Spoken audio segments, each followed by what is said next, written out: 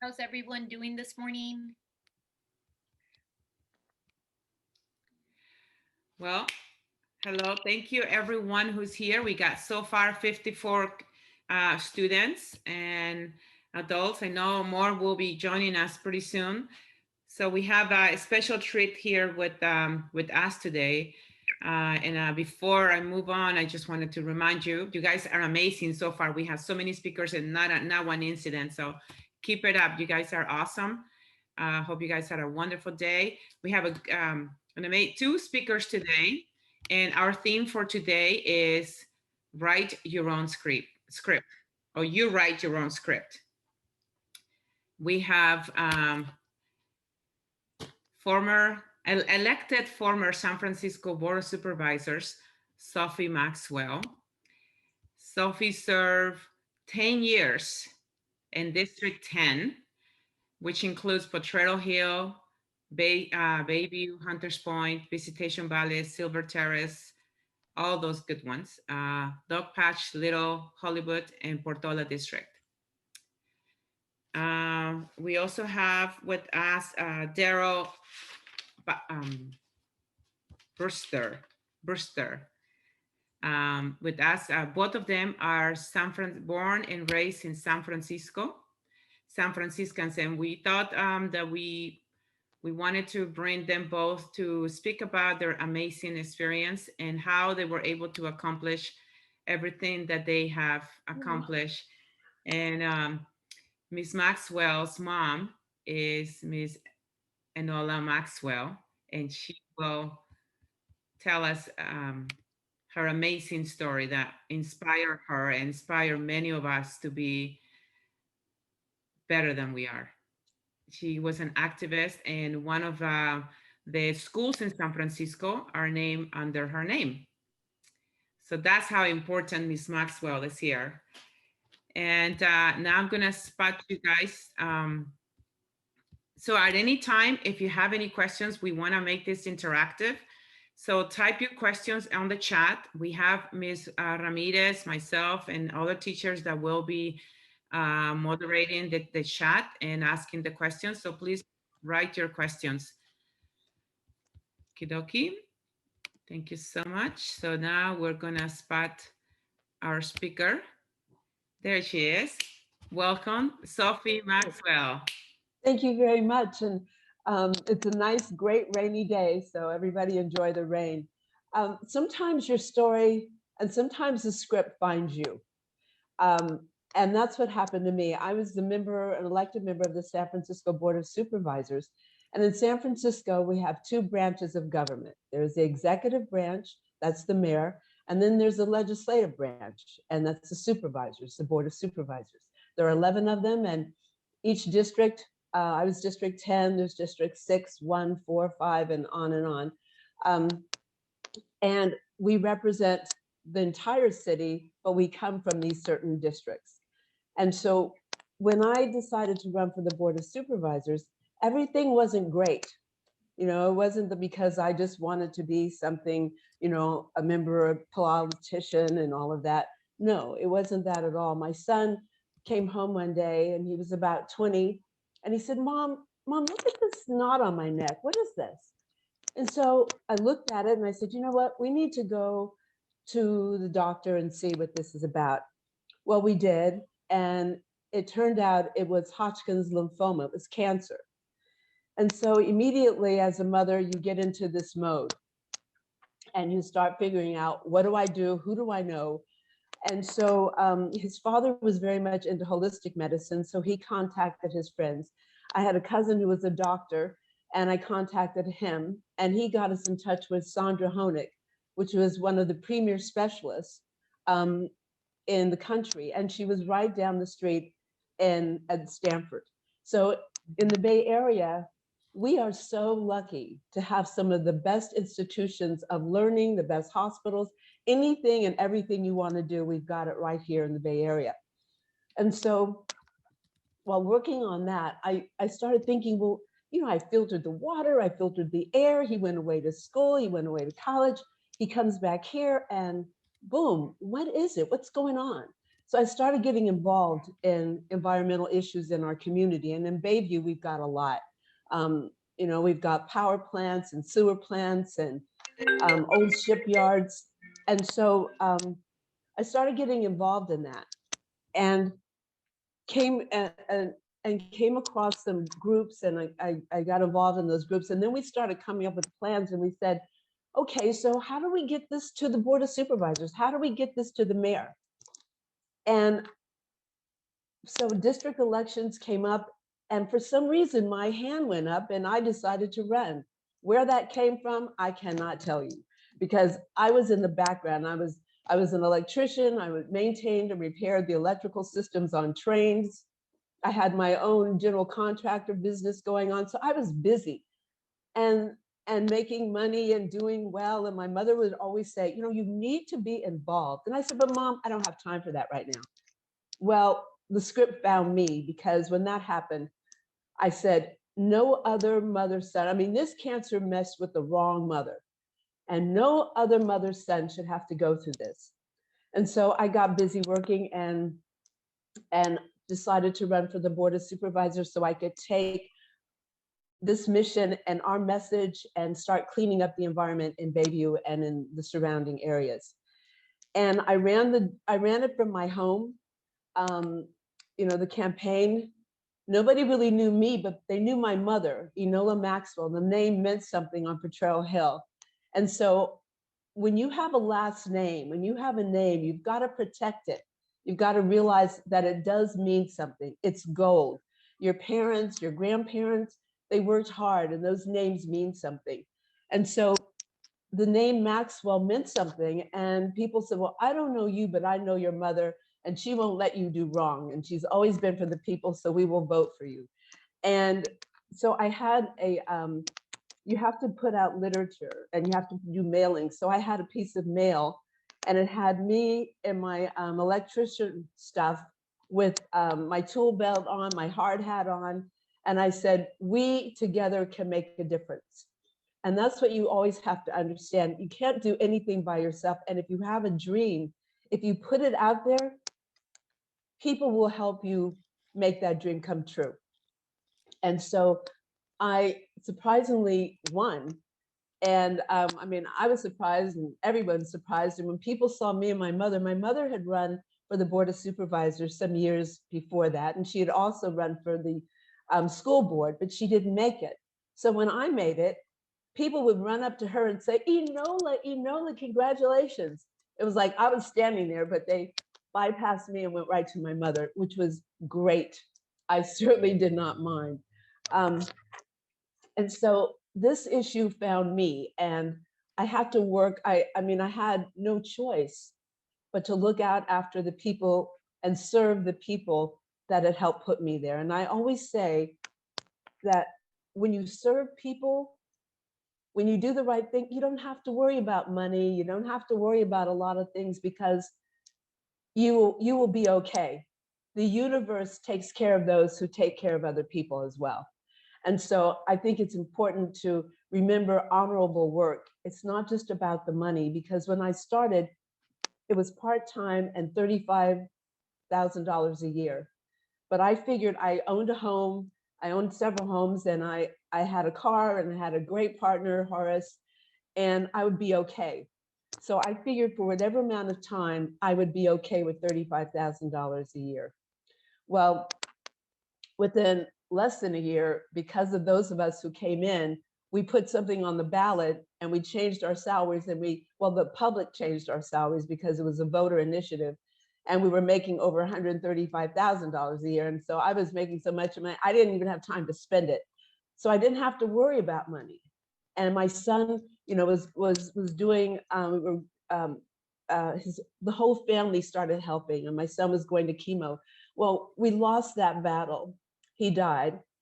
But if I probably had known he was going to die, I probably would not have continued. But he said, Mom, I'm going to be okay. He said, I might die, but I enjoyed my life.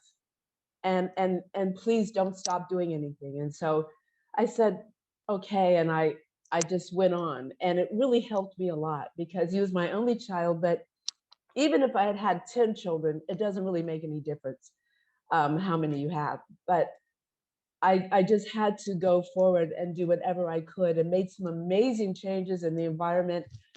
So again, sometimes the story finds you, but I was open and I had people in my corner and a safety net, people I didn't even know. You know, people were with me I didn't even know. And so you have to step out on faith and do things that you're not comfortable with, because I was not comfortable talking to people and knocking on doors and telling them that I can help you and we together. But I tried to make sure that I helped to empower people. And when you help to empower people, they feel a part of whatever it is you're doing. And it really helps a lot when you walk on the street, people know you and you feel comfortable. So it's about your story, and it's about sometimes the situation dictating what you do.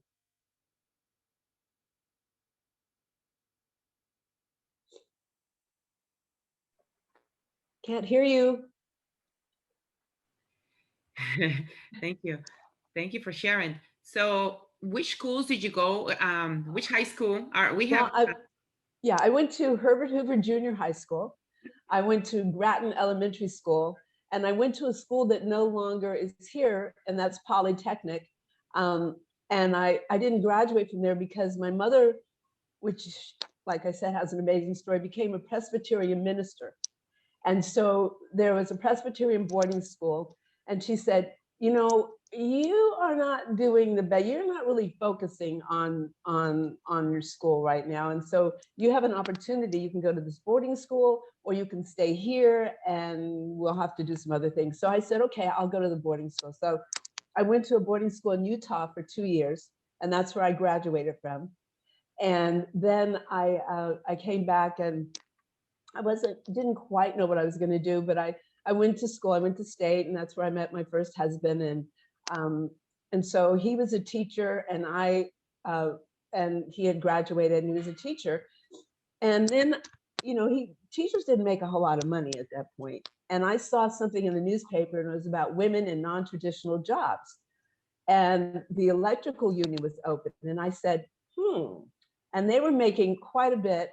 A lot more than teachers at the time, and it was a skill that you could have, and you could be an electrician anywhere in the world, and everybody needs an electrician. They may do the plumbing, but they're not going to mess with the electricity.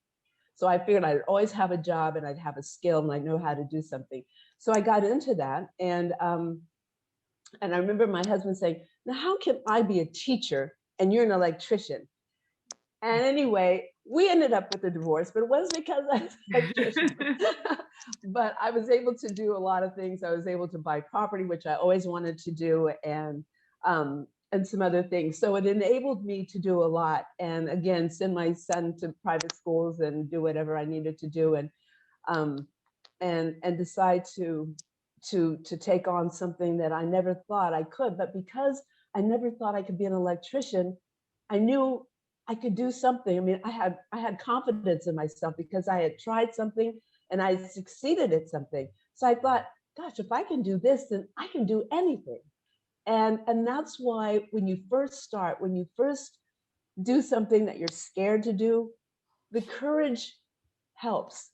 You know, if you don't ever try something, you won't know you are courageous, because that's what it's all about. You have to go on faith. You have to stick your hand out there. You have to maybe be willing to be a little embarrassed for people to say, who are you?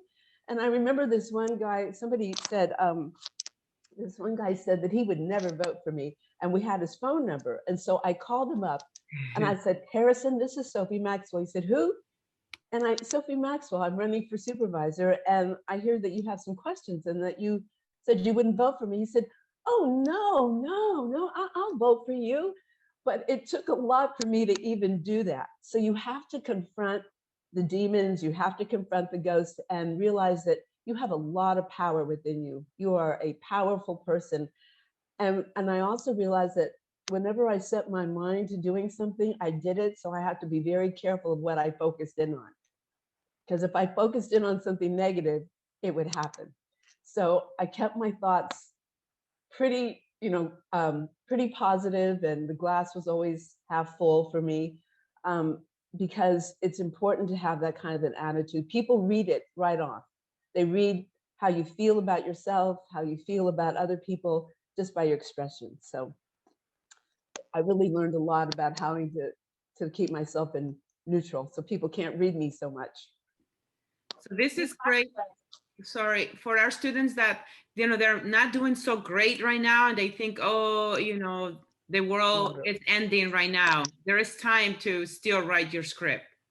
Always time to write your script. I mean, like, I think if you, I wasn't the best student. My mother was scared that I was gonna, just be a failure. And you know how as parents, you're always scared. But so that's why I went away to school and I did very well. And I came back and I'm still kind of not sure, but I became a supervisor. I will always be in the history of San Francisco forever. And I made great policies that people are living by right now. Who would have thought? I never would have thought. I never, ever. So you don't know what's coming, but you have to keep yourself open and keep yourself in a decent frame of mind and realize that, yes, you can. And if there's some inner voice that's telling you something, go with it. Go with that inner voice, because I certainly did. And it was scary at times. And I thought, what am I doing out here? But people felt me, and I ran 3 times and I won every time. I always won every single election. And right now I'm a member of the I'm a president of the San Francisco Public Utilities Commission. And we run the power and sewer and water in San Francisco. It's a huge job. It's over $2 or $3 billion budget. And because of being a supervisor and because of all the other things, I can do that. So you continue working and you continue being a part of. Oh, and also when I was on the Board of Supervisors, Gavin Newsom, I served with Gavin Newsom. He was a board member. And then he became mayor and governor. So I can say, hey, Gav, what's going on? And then Kamala Harris was the district attorney at the time. And so she and I became great friends. And I helped her with every campaign that she was on. And so my friends say, well, just because if you walk into a room, the vice president knows your name doesn't mean so you never know. And those people didn't start off as what they are. But because they did, and we were all together, it's a good feeling to know the VP, the vice president, and it's a good feeling to know the governor, and they know you.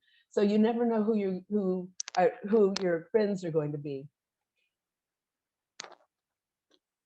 I just wanted to ask you, Ms. Maxwell, first to say that the new thing, I think maybe as a woman, you broke a lot of barriers, is that brain has no gender. This is it's very strong. Brain has no gender. So it's your brain, to be electrician, to be this, it has no gender, but they used to be like that. And I think it's breaking up a little bit. And we see that with the government now, speaking of Mr. The vice president who wears the pants and, in an old-fashioned way, but it's the brain. It's the brain who has no gender, and co-husband is the lady, the second lady, or you call it. So this first, can you tell us, because parents are the most important. I see the resemblance of the picture with your mom is a very, very powerful image. Like what your mom gave you, and like when you're in her presence, like what she pulls out. The moms have to pull out something. You grow up and now, yeah. Yeah, I was lucky to have a mother that was brilliant and smart, and she was about 5'4", and she was just a little woman, but very powerful.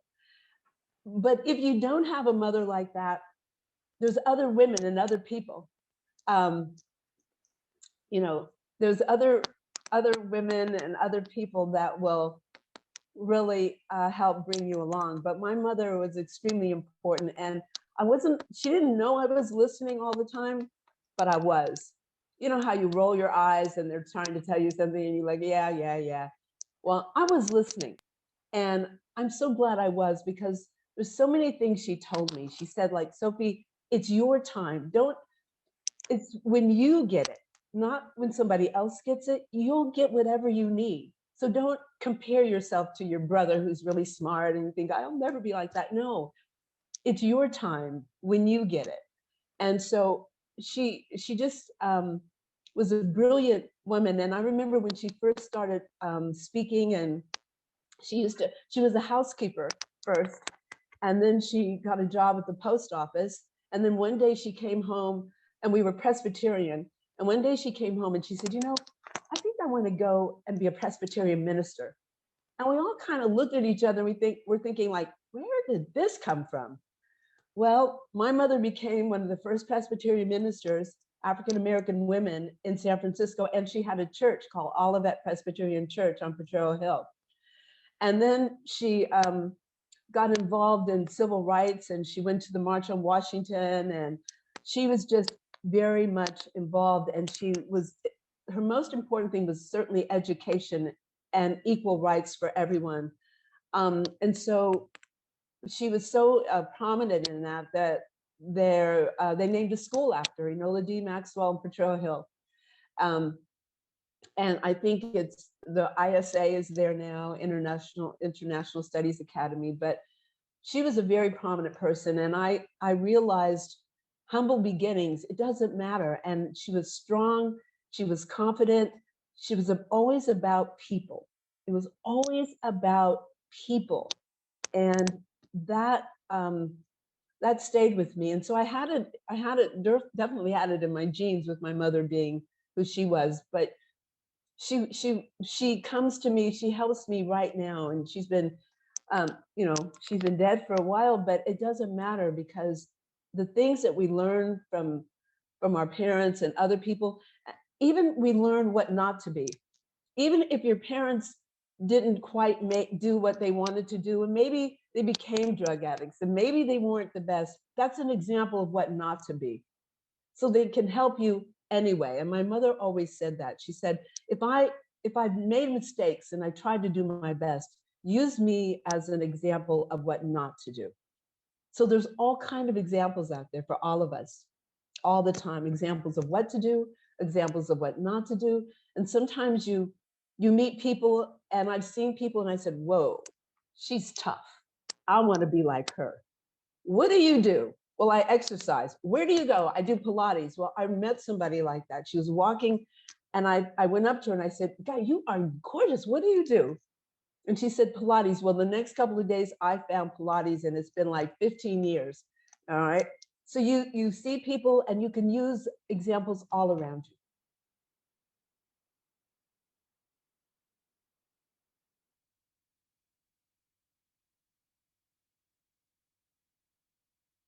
There's a question in the chat. How do you cope with hard times?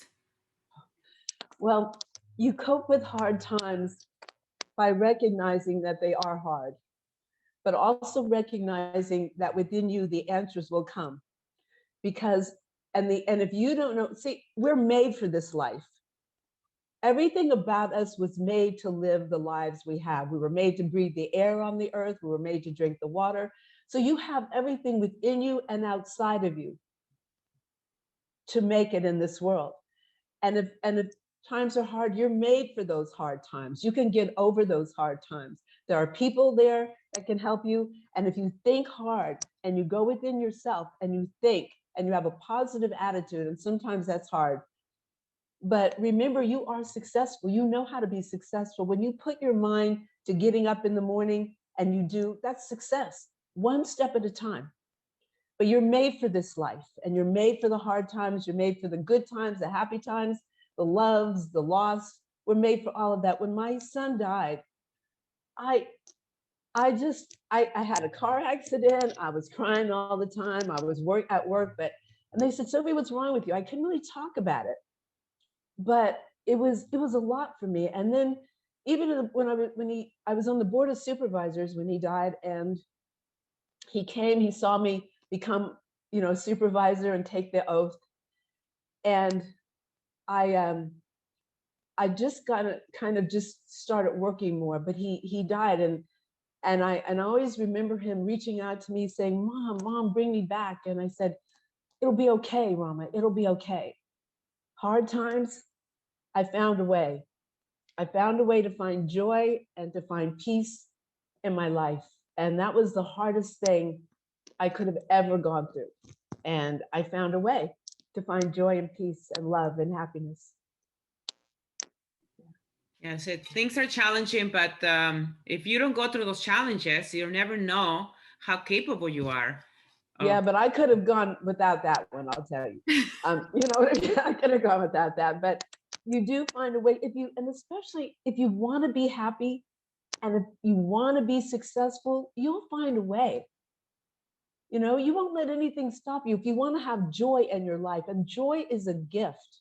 And some of us have it naturally and some of us have to go for it. But if you want to be successful and have joy, you figure out a way, and it comes incrementally sometimes, you know, but it comes. It's a lot of hard work. Look at Steph Curry. He works hard. He's one of the best at what he does, but the boy works hard. And Beyonce works hard. All these people, it's not easy, but they figure it out, and you can too. That's part of the fun, actually, in some cases. Hi, good morning. I have a question. Carissa Silva, one of the other teachers, brought my class to join today. Nice to meet you this way. What an honor. Thank you. I appreciate this. Really important for our students to hear these messages. I was wondering, do you have any like mantras or sayings you say to yourself that get you through, you know, like you wake up and you have like some sort of determination? I asked that from an athlete perspective because I always had something, you know, things I said to myself, that self-talk.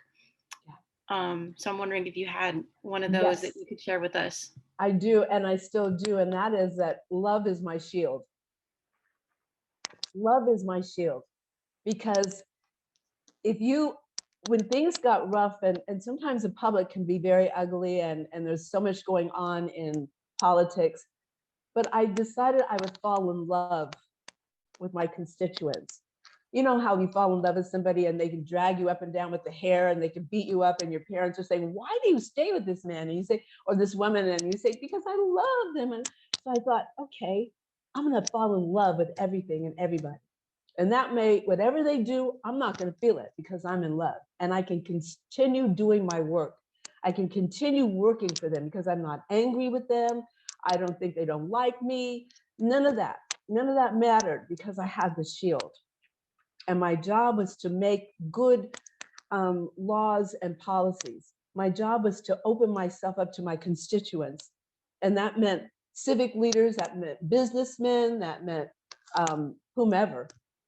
And I also thought about, there was a man, Jeff Adachi, and Jeff Adachi was our public defender. And people would say, Jeff, how can you defend this man? He did all this horrible stuff. And he said, but what brought him to that? Why did he do it? And so for me, it was that love, and love was my shield. And when I would go into a room and there'd be people would be angry and upset, you know, and it wouldn't be at me, it'd be for something else, but you're the target, I would just love. And that's what I would tell myself. And I could go into any room, I could be around anybody because love was my shield.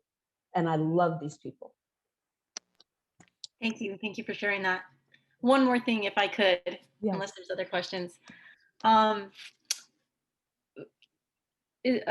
So the navigating, I mean, you navigated very, but you just alluded to that now, like very tough or challenging positions, environments.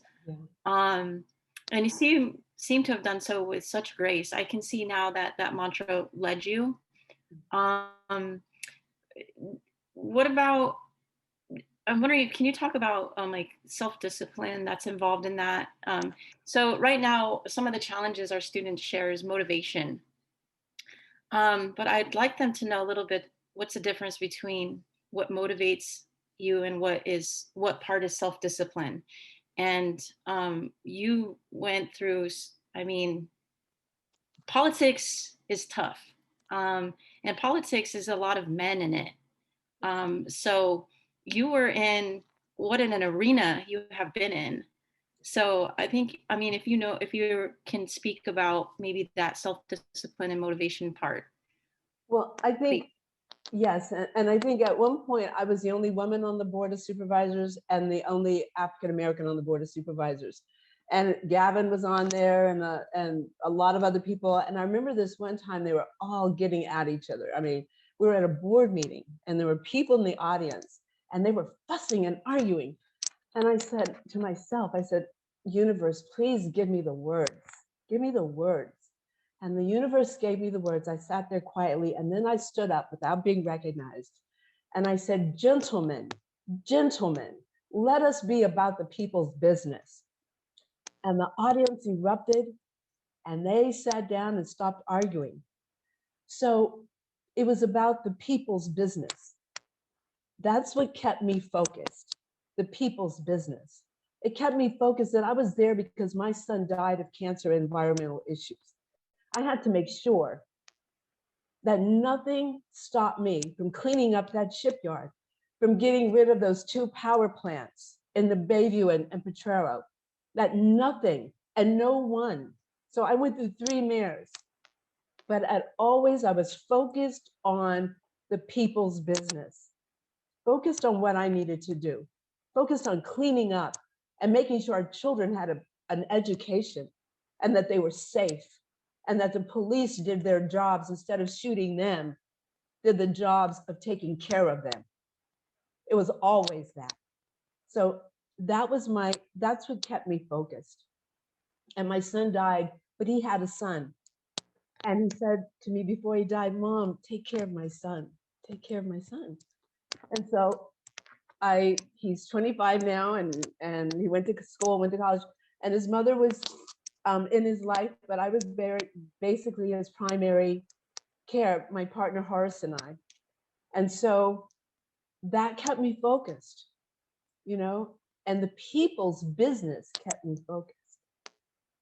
And nobody could say, people said, well, what about sexual harassment? I don't know whether they were harassing, but I knew what I was doing.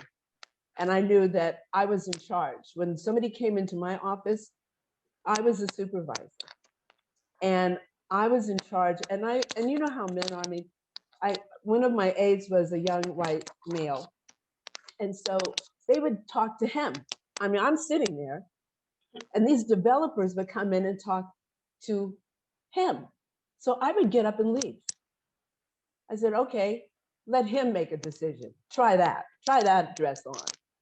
And I would get up and leave. And then when I came back, all of a sudden the attention was on me. But I kept myself focused. And I always checked myself. What baggage am I taking into this meeting? What baggage do I have? You know, because we all carry something and we carry prejudices.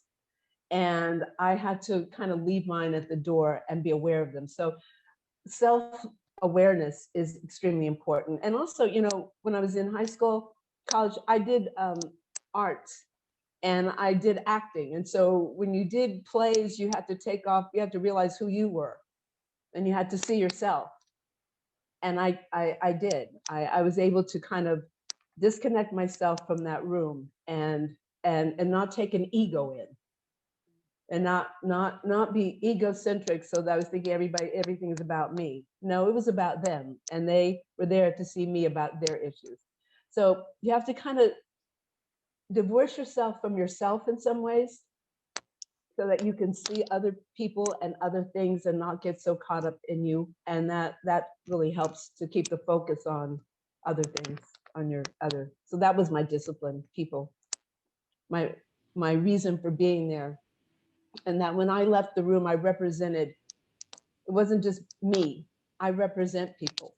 So wherever I go, however I act, I'm representing all the people that voted for me, all the 70,000 people that voted for me in San Francisco. When I leave the house, I'm representing them. So I have to keep myself disciplined. Yes. So we thank you for helping us get rid of the plants, because I know a lot of the kids that are here right now, I'm sure have benefited from that as well. And I also wanted to bring on Darryl that we have here with us, and I wanted also him to share and have a conversation between you and him about his life and as a San Franciscan. And he went to Balboa High School, and I would like for him to share your story, and you two have this organic conversation that happens every morning around the Lake Merced. Okay.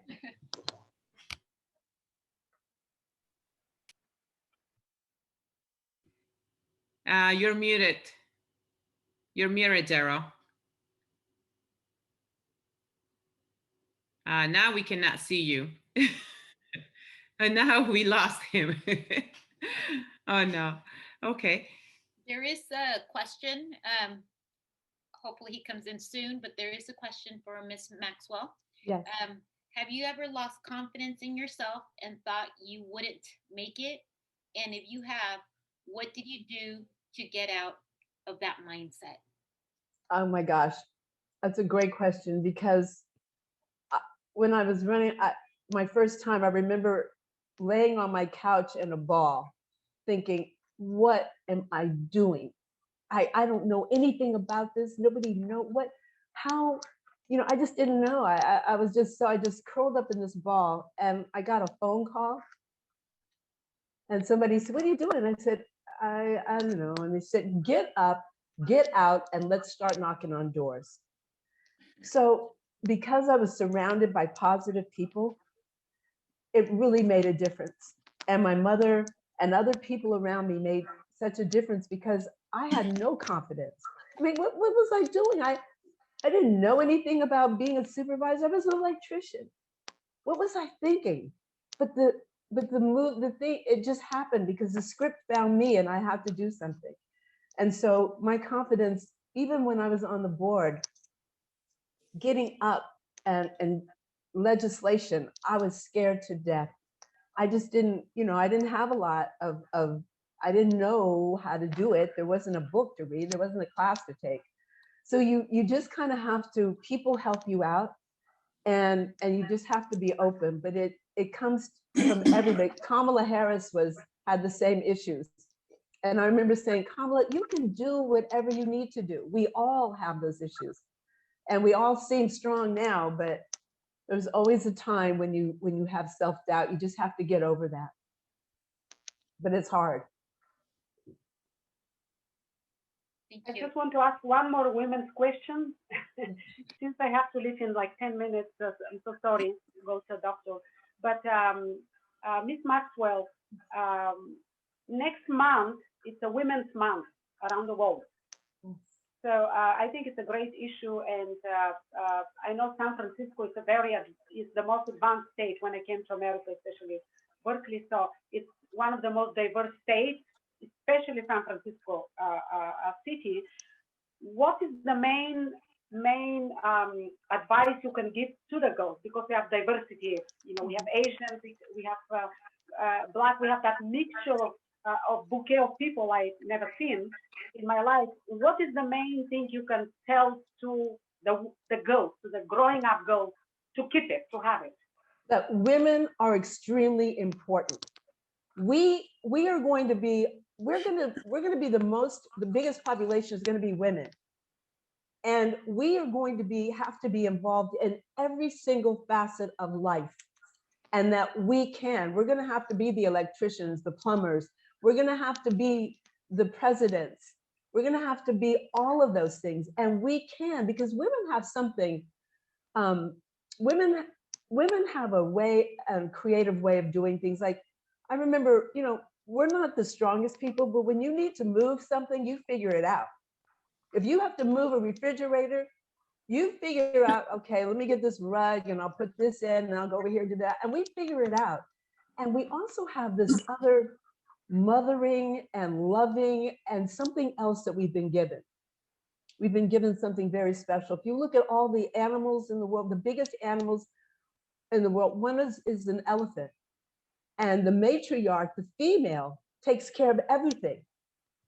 All right. When you look at lions, The female takes care of everything. She goes hunting, she takes care. We have something special within us, women. We are powerful. There is nothing that we can't do. And without us, look at this, what would this world be like? The women that are in Congress right now, they are leading this country. The women the African-American, Latino women, we are the ones who saved democracy. The women in this country saved this country from those men. That's what we are, and that's who we are. And that's why it's important for us to be out there, because our voices are different. And we've always done a lot. We've always taken care of the kids, taken care of the grandparents, taken care of the house. And, you know, like, and what was it, Virginia Slims? Oh, no, I don't want to use that, but we fried it up in the pan, you know, we made the bacon, we did everything. And that's what we still have to do. And we do it with grace. We do it with beauty, and we have to define our own beauty. We have to define what beauty is. We have to define what femininity is. Nobody else, because men will define it for them. We have to define it for us. And our strength and our femininity, it all goes together. And the stronger you are, I mean, I do weights and all good. You know, women found that. And we like feeling strong and powerful, mentally, physically, and in every way. And we are, and we need to be doing it because we are extremely important and needed. We are needed. Thank you. Mm-hmm. Amen to that. Yes, thank you. Amen. Awesome words. That's why I like Darryl. I'm sorry, I got disconnected for some No reason. worries. So tell us a little bit about your story. I know, you know, Okay. that's a great friend. I know we're going to have to be going pretty soon, but my name is Darryl Brewster. I grew up in the city, born and raised in the city, been here all my life. I went to Balboa, graduated from Balboa High School. I wasn't Buccaneers. I wasn't really a good student. You know, I was kind of like a C/B student. You know, I wasn't able to go to college when I graduated because I screwed up. In the 10th grade, I screwed up so bad. From the 11th and 12th, it didn't really make a difference.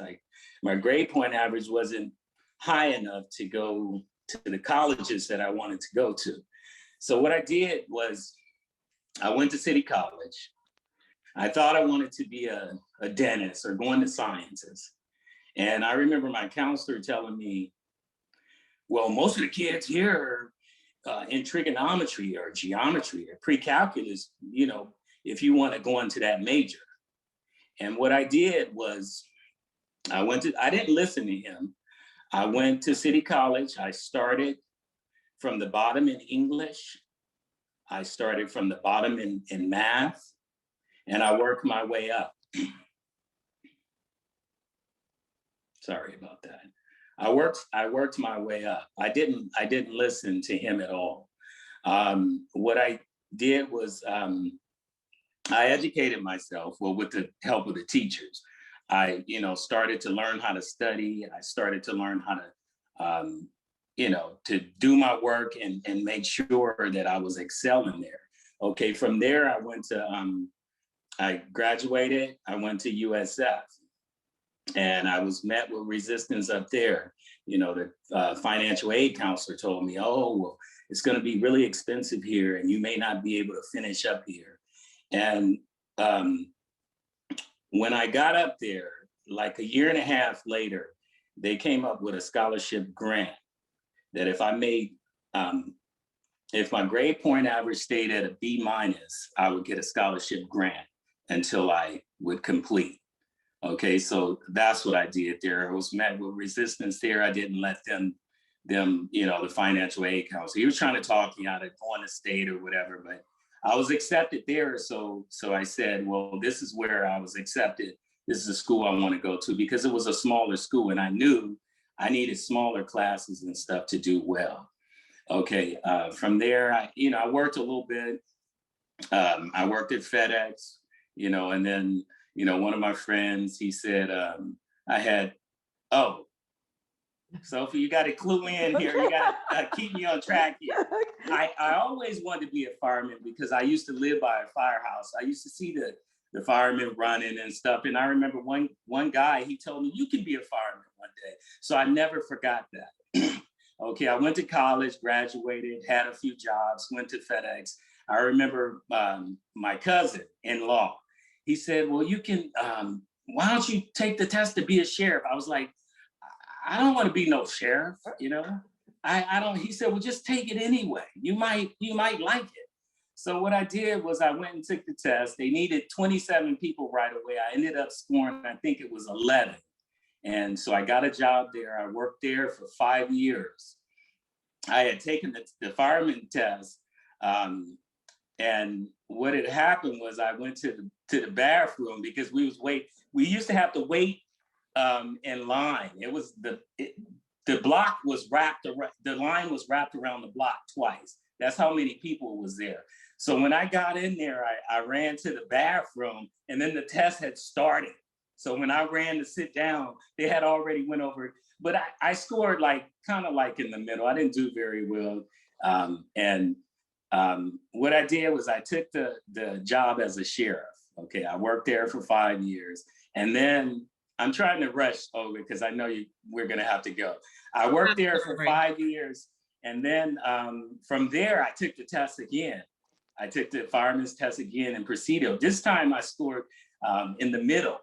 Okay, I scored a little bit better than I did before.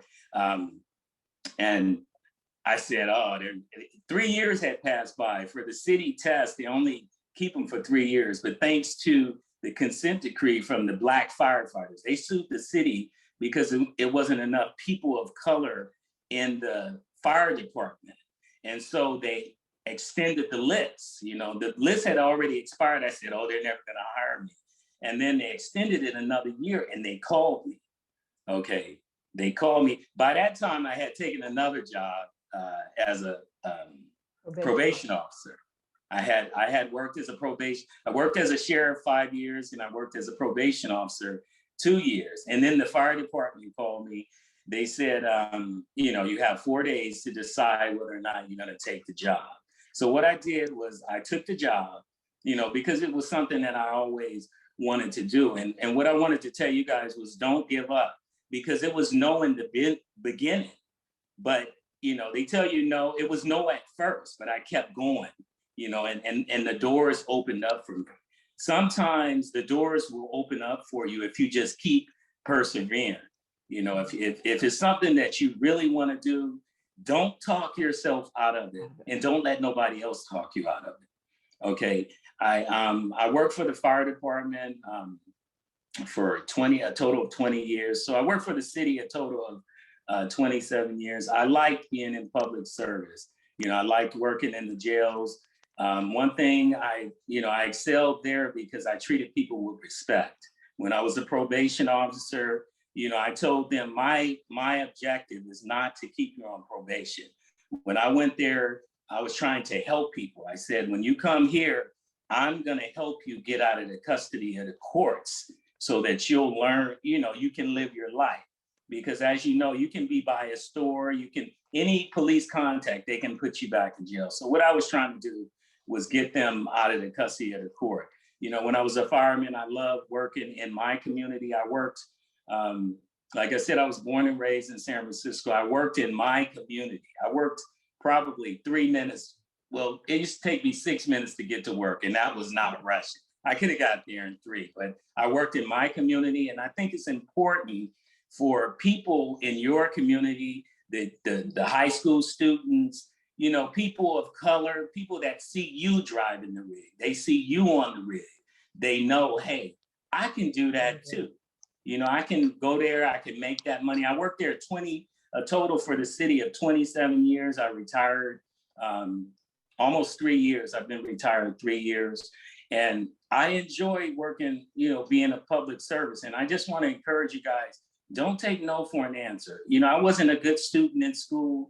I went to City College to try to help myself and to learn how to study. Then I went to USF, I got a little better. Doors opened up for me. So if you just keep persevering, doors will open. And like I said, you know, I'm not a genius. A lot of you guys think, oh, I'm not good at school. A lot of you guys will be inventors, will make things. You know, a lot of you guys will be entrepreneurs. You know, you can't let people decide what you're going to do, and don't talk yourself out of it. Never talk yourself out of the things that you want to do. Just keep persevering, and doors usually open up for you. I don't want to go on and on because I know you guys probably have another class. But, you know, I just want to encourage you guys that you can do whatever you set your mind to. I want to piggyback on what Miss Maxwell said. I call her Sophie. You can do, and your success has nothing to do with what everybody else thinks success is. You know, like we get up and go walking every morning. That's our success. You know, that's a daily success. I get up and go exercise every day, you know, but like I said, you guys can do, you have the phone in your hand. That can give you more information. We used to have to go to the library to read books and get footnotes and stuff. You guys have it right at your fingertips, you know? So you have to remember that. It's powerful. You guys are in a time, you know, innovators, producers, entrepreneurs. We chose to work in public service. I worked for somebody, okay? You guys don't. You can create companies. You know, you guys might, I'm gonna tell you about my son. He's not my blood son, but I mentored him. He had 2 jobs during the pandemic. He got fired from both of them, okay? He started a company and he's making more money than he was making working for other people. So I'm saying, you guys just stay encouraged. And when you think you can't do it, just try something else. And if it's something that you really want, go for it. Go for it. And with that, I'm gonna stop because I know they're next class. Yes, they finish at 10 o'clock, but great message. Miss Sophie would like to give us some last thoughts. I know you love courage, perseverance, determination, all of those messages. Well, I think the most important message is that you all are brilliant, and you are brilliant in your own way and in your own time. And this life is for you to live and enjoy and have fun and laugh a lot and know that you can and you will, and remember that love is your shield and important. But have fun. Absolutely. Thank you so much, everyone. Thank you for being here, for being respectful. You can unmute yourself and say thank you to our speakers, and have a wonderful weekend. Yeah. Yes. Thank you. Thank you, guys. You're welcome. Thank you. Thank you, Ms. Maxwell, and thank you, Brewster. You're welcome. You're welcome. Have a nice weekend. Yeah, have fun. I want to take a picture of you guys. If you can read the chat, it's saying thank you, thank you, thank you on the chat. Yeah. Oh, we yes. appreciate you guys for taking your time. We needed a couple of hours to talk with you guys. Yeah. Bye. Miss Silva, thank you so much for being here. We appreciate you. Thank you. I appreciate it. So many important words and representation for the people. That's in the main part, is that representation, seeing examples, and then walking the path, doing the work, not just going up there and talking. So it's a pleasure from hearing from you both. I appreciate sharing your authentic stories, and especially in these times. So thank you. Thank you. And I really, I like that you, or not like, but appreciate that you shared about the environmental justice part, because I think sometimes physical education gets, sorry about the barking, I got a little grumpy guy this morning. No problem. Disconnected from the environmental justice as a social justice issue. And, it's not separate from us, It's all a part of it. and I really focus on, how can we have lifetime wellness if we don't have healthy environment? Right. So that messaging fits right into that conversation and awareness for our students. So thank you for that, and appreciate the work you did and continue to do. Thank you. So it was a pleasure to have you here this morning. Thank Pleasure you, to be here. Camacho. Yes. Anytime. Thank you for your support. You know, women power. You know, I have 3 different schools and they're all women here, and that's so amazing. I really appreciate you. Thank you for bringing your kids. And I know they got inspired today. Great. Oh, sure. One of my students was one of those that posted a question, so I was glad to see that. Good. Yeah, good. Me Yeah. too. Yeah, and it's good for them. I think this is good for them to be in a bit bigger of a community in this time of isolation. Mhm. So, you know, just bigger community collaboration. And then we spoke about community, importance of community, and having a community mindset to do the work you did. You know, that it was about the people, and we can all be a part of that. And you know, so Yeah, something bigger than yourself. You know, Right. something bigger than just you. Mhm. but thank you for that. And again, thank you, Olga, putting this together. Anytime. I have the pleasure. I could have the pleasure every day of talking to them, right? But I just Oh, yeah. really early. Come on in anytime. Yes, next month I think it will be very pertinent, you know, Women's Month. So Well, you know what? Olga, I have a young woman who just graduated. I mean, just got her law degree, and she just passed the bar, and she also started a business. She was a fitness trainer, and so she started with all of her friends, and they kind of got this little business going, and then she just passed the bar, and she is amazing. And I'd like you to talk with her. yes, we'd love to. I'll We'd give love you to good. have you back and have her back as well. Oh, okay. Yes, both All of right. you guys. And Darryl, thank you so much. You're welcome. Okay. You're welcome. When I heard Darryl's story first, I was like, okay, we're happy with one job. Like, okay, I'm a teacher. Yes. But you know, he had 3 different careers. He was not happy with just being a sheriff or probation officer. You know, he went for his goal. He stuck to what he wanted to do, and Amazing. that is, yeah, determination, perseverance there. Mhm. And also kind of the not knowing at some part. I wanted to be this. I wanted to be that. Right. I thought, you know, and that's okay. And I think sometimes we get set up to thinking, you know, you need to have a decision made of what you're going to be and what you're going to do. And the system right now is kind of perpetuating that a little bit, you know, where you have to decide on a track, you know, on a track and go there. So the fumbling around a little is good to express part of the human experience. Yeah, that's important because you know, you don't really find out what you want to do for some people a long time, and you know, and it's good to try different things too, just to make sure, you know. Because you don't even know yourself that much. You don't know who you are, what you are. But you know, I think what he had though, he had the education.